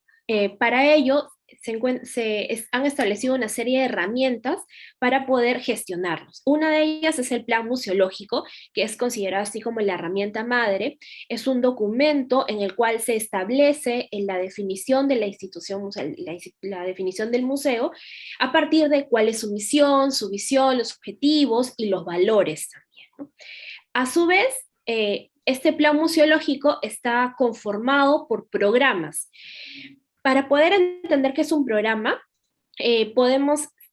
primero tenemos que saber que es un documento que ordena las acciones a futuro de cada área del museo. Por lo tanto, se pueden establecer una serie de programas, no todos ellos son obligatorios, porque como había mencionado, cada museo tiene una realidad diferente. Entonces, de acuerdo a los recursos con los que cuenten, no solamente económicos, sino también recursos humanos, se puede establecer prioridad de programas. El institucional, que está asociado con todo lo que es la gestión del museo, ya sea las futuras asociaciones estratégicas con otras instituciones, cómo va a ser el organigrama, cuántas áreas va a tener. Eso constituye el programa institucional. El programa de colecciones está asociado con todas las acciones que tienen que ver con la gestión de las colecciones. los programas de los planes de documentación, por ejemplo, si van a hacer el inventario, cuánto tiempo les va a tomar o cuánto tiempo planean hacerlo. En el caso del programa arquitectónico, responde a todas las actividades y todas las acciones asociadas con la infraestructura. Por ejemplo, si quieren hacer un mapeo de cuán seguro es el espacio, si necesitan de repente construir un espacio más, modificar algún área, todo eso se incluye dentro del programa arquitectónico. En el caso del programa de exposiciones, ahí está relacionado con cómo va a ser la exposición permanente, cómo se van o cada cuánto tiempo se van a realizar las exposiciones temporales, de qué van a tratar las exposiciones temporales.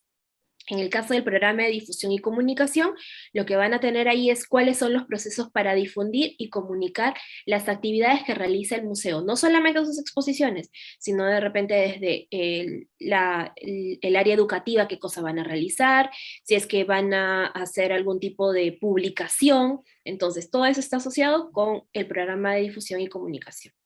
Y a su vez, tenemos también el programa de seguridad, ¿no? Si es que se van a implementar, por ejemplo, cámaras de seguridad, sensores de movimientos, y van a ampliar la cantidad de personal de seguridad que tienen en la institución.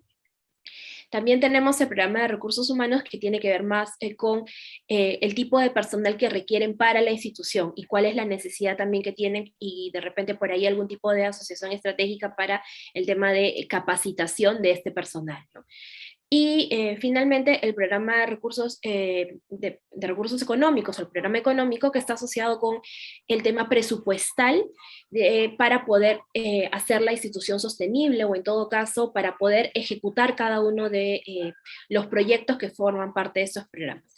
Ahora, si bien tenemos un plan museológico que está compuesto por programas, que son estos que había mencionado anteriormente, estos programas a su vez tienen proyectos. Por ejemplo, en el caso de difusión y comunicación, yo puedo tener un proyecto de crear un videojuego para ponerlo en mi web, y ese proyecto obviamente va a tener su justificación, sus objetivos, de qué va a tratar, qué es lo que va a contener. Entonces, estos proyectos son acciones que se tienen que ejecutar y son concretas de acuerdo a las especificaciones técnicas que se requieran en cada uno de los programas. Otro proyecto podría ser, por ejemplo, para las colecciones es conservar parte de una colección que yo puedo tener dentro de mi museo, ¿no? Entonces, estos son los 3 documentos que se van trabajando como parte de este gran entramado para poder gestionar un museo. Ahora, siempre se ha hablado mucho de museología, museografía, y muchas veces se confunden los términos. Como pueden ver aquí, la museología y la museografía son diferentes, pero están relacionadas. La museología, de acuerdo a el documento del ICOM, Conceptos Claves de Museología, es el estudio del museo. Es básicamente, y es también de acuerdo a la formación académica, es uno de los cursos o de los estudios que se realizan sobre la historia de los museos o el estudio del museo. Y en el caso de la museografía está asociado a lo que es el diseño de la exposición, o sea, todos los aspectos técnicos que se tienen que llevar a cabo para poder sacar adelante una exposición. Ahora, ¿en qué se relaciona lo que les estoy mencionando con el diagrama inferior? Primero podemos tener una idea. Por ejemplo, quiero hacer una exposición sobre videojuegos. Esa es mi idea. Y ahora hay que entender aquí que todo, absolutamente todo es museable, porque muchas veces se creía que solamente las piezas que están completas son museables, pero en realidad, si nosotros tenemos una idea y la desarrollamos por una exposición, en realidad todo puede ser expuesto, ¿no? Ahora, para esto, siguiendo con el ejemplo del videojuego, yo puedo hacer una investigación acerca de los videojuegos aquí en el Perú. ¿Cuál fue el primer videojuego que llegó? Si funcionaba, con qué tipo de aparato. Toda esta investigación que realizo se concentra dentro del guión científico o el guión curatorial, ¿no? Entonces ahí voy a investigar toda la historia que quiero desarrollar sobre el videojuego. Después de eso, una vez que tengo ya todo investigado, paso a convertirlo en un guión museográfico. En este guión museográfico, lo que se va a tener es los detalles técnicos de dónde se va a llevar a cabo la exposición y qué cosa va a tener la exposición. No solamente las colecciones, sino también si voy a poner de repente un video, qué tipo de vitrinas necesito, qué tipo de iluminación voy a utilizar, cuál va a ser el tipo de recorrido, si voy a tener un recorrido cerrado, un recorrido abierto, un recorrido dirigido. Entonces, en este guión museográfico yo voy a poner, bueno, mi primer tema es este, va a tener tantas piezas que van a estar en tales vitrinas y estos son los textos que voy a mostrar. Entonces, este guión museográfico es lo que va a contener esa información para que se pueda llevar a cabo la exposición, ¿no? Como les mencionaba anteriormente, absolutamente todo se puede exponer. Muchas veces nos decían que solamente las piezas completas, pero miren, tenemos dos imágenes, esta imagen más grande y esta imagen superior, que son de museos en Francia, que me las prestó la arquitecta Ginocchio, y esta fotografía inferior, que es de un museo en México. Como pueden observar, son exposiciones de piezas que están fragmentados o de fragmentos, ¿no? Pero siempre se tiene que tomar en cuenta que asegurar la conservación de cada una de estas piezas o de estos bienes es primordial para poder llevar a cabo una propuesta museográfica viable, ¿no? Desde el tema de los soportes, cuáles son los textos que los van a acompañar, cómo, o sea, si se voy a poner la pieza echada, parada, inclinada, todo eso se tiene que tomar en cuenta para poder llevar a cabo una exposición. Hasta piezas de moda, ¿no? Puedo mezclar arte del siglo XVI, XVII, XVIII con piezas de moda y pueden decir qué tiene que ver. Bueno, esta es una captura de recorrido virtual de la exposición Balenciaga y la pintura española, básicamente porque, bueno, Cristóbal de Balenciaga se inspiraba mucho en las obras del siglo XVI de la pintura española para poder realizar algunos de sus vestidos más icónicos, ¿no? Aquí se juntaron dos museos, el Museo del Prado y el Museo Balenciaga, para poder hacer esta exposición. Entonces, ahí pueden ver la amplitud de ideas que se pueden llevar a cabo con una investigación de por medio y con una serie de especificaciones técnicas para salvaguardar los bienes, ya sean patrimoniales o no, que se están exponiendo. Ahora bien, como habíamos estado hablando anteriormente, la museografía se relaciona con la gestión de los museos porque no solamente está asociada con la gestión del museo, porque si yo tengo un museo, por ejemplo, de ciencia, puedo hablar, de repente, puedo hacer una exposición acerca de carros, tomando en cuenta que voy a hilarlo porque hay un desarrollo científico para poder diseñar los carros y todo su sistema para que funcione. Entonces tiene que haber una relación y una pertinencia en lo que voy a exponer, y eso está asociado a la misión y la visión de mi museo, ¿no? Lo que habíamos estado hablando inicialmente. Como ya les había mencionado también, yo puedo exponer una serie de objetos siempre y cuando me asegure de que van a estar bien conservados. Si tengo una pieza que de repente está en un estado de conservación que no es el más adecuado, obviamente tiene que pasar por un tratamiento, o en todo caso la tengo que sacar de mi selección de piezas, ¿no? O no contemplarla porque puedo dañarla más exponiéndola. También puedo tener una pieza en muy buen estado, pero si de pronto le pongo un tipo de luz incorrecta, puede hacer que esa pieza se decolore y se malogre al fin y al cabo.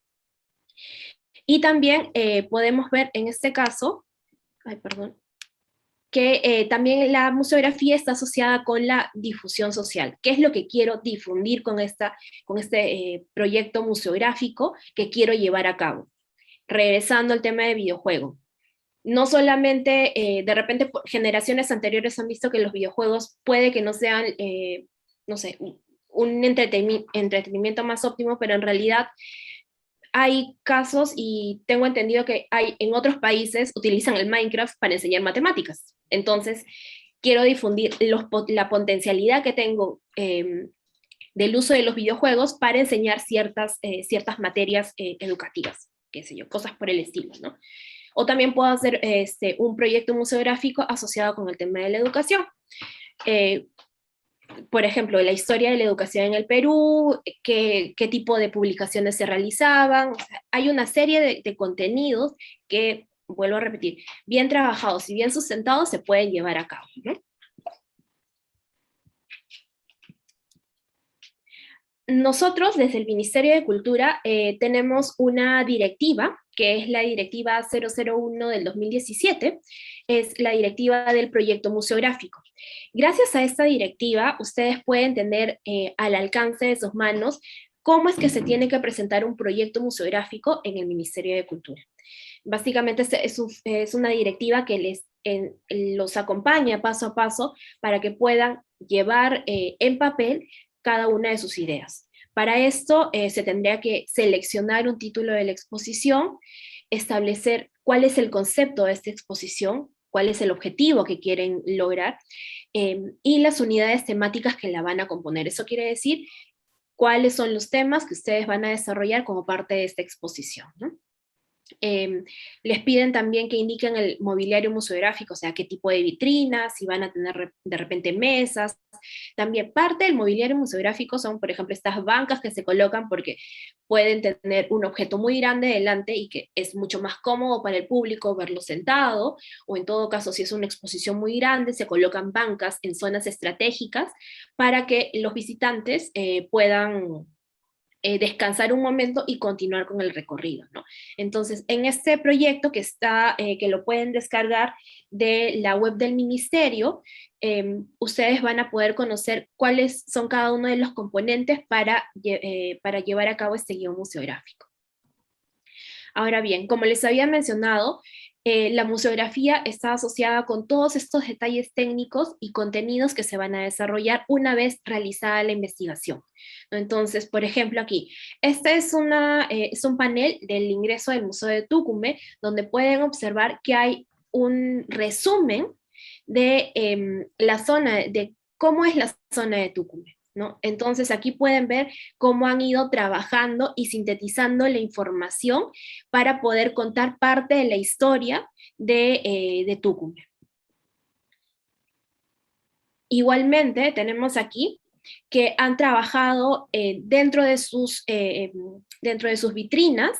No solamente van a ver aquí material cerámico patrimonial, sino también pueden ver que está asociado a material contemporáneo. ¿Pero por qué? Porque van contando la historia del espacio donde se han encontrado estas piezas, que en este caso es la montaña del Cerro La Raya, ¿no? Entonces, aquí pueden ver cómo van contando la historia y no simplemente se tienen que ceñir a solamente voy a mostrar material patrimonial, sino que pueden hacer una composición siempre y cuando guarde relación y permita sobre todo al visitante entender qué es lo que se está presentando en la exposición. También pueden observar que se utilizan una serie de estructuras que permitan la interacción. La interacción no únicamente tiene que ser a través de equipos tecnológicos, sino también se pueden utilizar este tipo de estructuras para poder invitar al público a que interactúe con parte de la exposición, ¿no? Aquí pueden ver otro de las composiciones que hacen en Tucumán. Y estas son las vitrinas flotantes que como pueden observar, tienen piezas y detrás está toda esta escenografía diseñada que no solamente tiene contenido asociado con la exposición, sino que también pueden ver que hay una relación de la iconografía, que son estos diseños de aquí abajo, con los diseños que también pueden encontrar en la cerámica, ¿no? Entonces, todo está concatenado, todo está relacionado con el propósito de poder ir generando en el imaginario del visitante esta relación entre, bien, tengo estas olas escalonadas que obviamente las encuentro también dentro de la cerámica, ¿no? Como pueden ver aquí, también, como les había mencionado, aparte de este tipo de estructuras creadas, también se utilizan equipos tecnológicos, ya sea con videos, con audios, para poder dar a conocer y hacer un poco más interactivo la visita de los diferentes públicos, ¿no? Aquí también hay una mezcla de este televisor donde pasan un video que está asociado con estos danzantes, que son los, si no me equivoco, son los diablicos de Tucumán.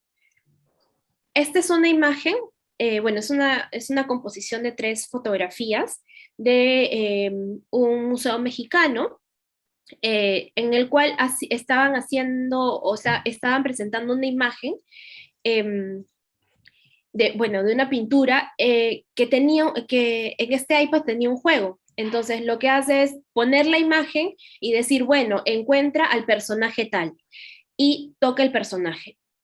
Una vez que tocan el personaje, le sale pues que encuentren al siguiente personaje o al siguiente objeto dentro del cuadro, ¿no? Entonces eso es también para poder permitir mostrar detalles de las obras que de repente no se pueden ver tanto tiempo y buscan generar interacción, ¿no? Entre los públicos y este recordatorio que tienen de las obras que hay en los museos.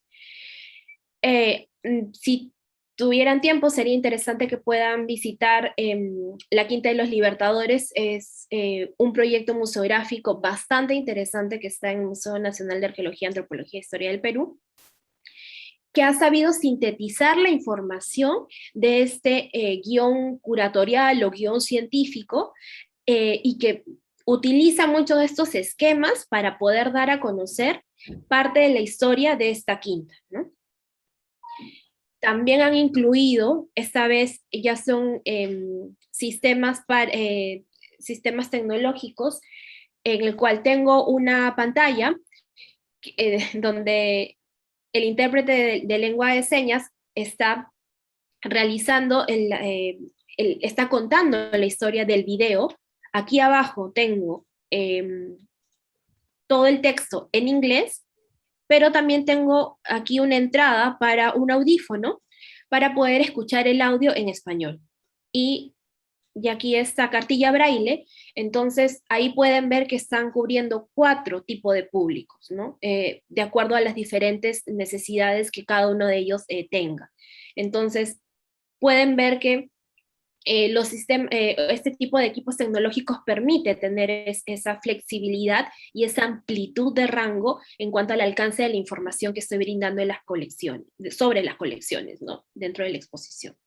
Aquí les muestro un poco más de estos cuadros que realizan, que son bastante didácticos, y no tengo estos grandes textos que me cuentan, que me pueden tomar más de 5, 6 o 7 minutos leerlos, sino tengo este cuadro que me da las ideas puntuales y sobre todo permite que esto también sirva para que tanto niños pequeños como gente adulta que de repente no le gusta mucho leer, pueda conocer la historia, ¿no?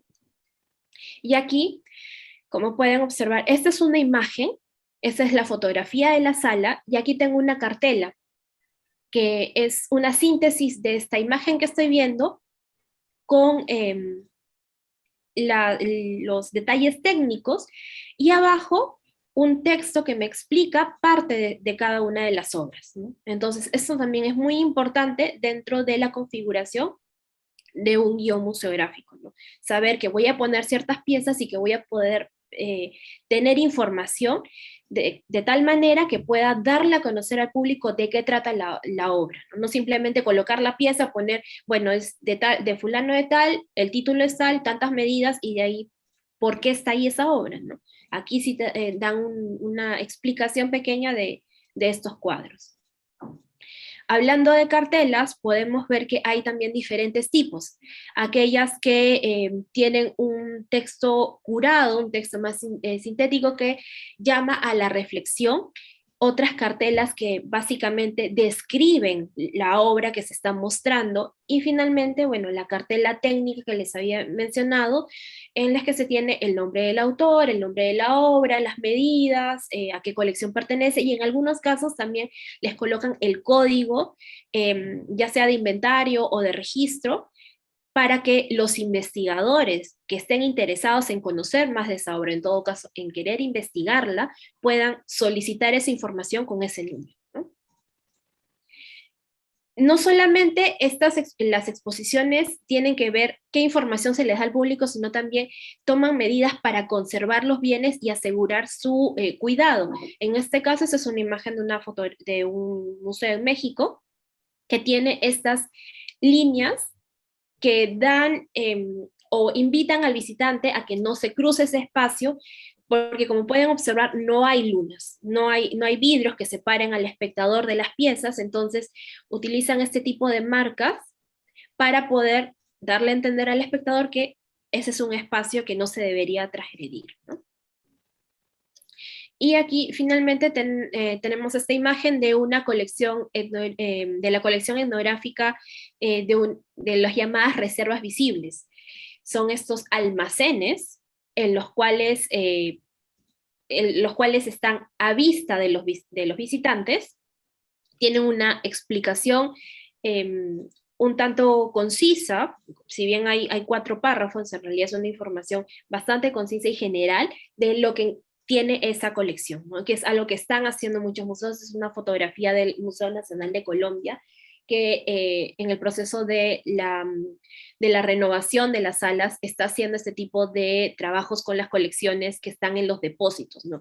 Le permiten al espectador saber qué es lo que tiene sin esa necesidad de que el espectador ingrese a la reserva. Y es bastante interesante poder hacer eso, ¿no? Y no solamente lo trabajan así, sino que ya después hay otros tipos de trabajos en los que hacen imágenes en 3D de piezas emblemáticas que están en los depósitos, o en todo caso ponen a disposición catálogos en línea de piezas que están en los depósitos. Entonces no solamente podemos acceder visualmente a estas piezas que están expuestas, sino también a estas piezas que no vemos a simple vista, ¿no? Para más información, yo los invito a ingresar a Museos en Línea. Tenemos una web, un Facebook y un Instagram, en el que tenemos información acerca de los museos, para que ustedes puedan conocer qué es lo que se viene llevando a cabo y más o menos vean también cuáles son estas renovaciones en temas de museografía y esta inclusión de elementos tecnológicos que se están introduciendo en los museos. Igualmente, tenemos la página Recorridos Virtuales en Museos, ustedes pueden, que es visitasvirtuales.cultura.pe. Tenemos, si no me equivoco, más de 20 visitas a los museos del Ministerio de Cultura, para que ustedes conozcan qué tipo de colecciones se muestran, qué tipo de museografía tienen, y puedan acceder desde la comodidad de su hogar a estos recorridos, ¿no? Si tuvieran alguna duda o consulta, desde la Dirección de Investigación y Planificación Museológica, tenemos este correo para poder atenderlos en caso lo requieran. Muchas gracias a todos y a todas, y si tienen alguna duda, aquí estoy. Muchísimas gracias, Natalie, por acompañarnos este día. Estoy seguro de que te van a llegar las preguntas más adelante cuando subamos todo esto a las redes sociales. Y nada, eso ha sido todo por hoy. Muchísimas gracias a todos los presentes y a todos los que están viendo esto a través de YouTube o de cualquiera de nuestras redes sociales. No se olviden de seguirnos, de participar. Muchas gracias nuevamente a la Embajada de Estados Unidos y a todos nuestros ponentes por haberse dado el tiempo de compartirnos un poquito de su conocimiento para poder hacer juegos más significativos durante esta jam que espero que estén disfrutando. Y les recuerdo que no va a ser la última jam, ¿no? Hay muchísimas jams más alrededor del año y esperamos también tener la participación de la embajada en nuestras siguientes jams. Nada, eso es todo. Muchas gracias a todos. Los dejo, gracias por estar aquí. De parte del IGA, muchas gracias y será hasta una próxima ocasión.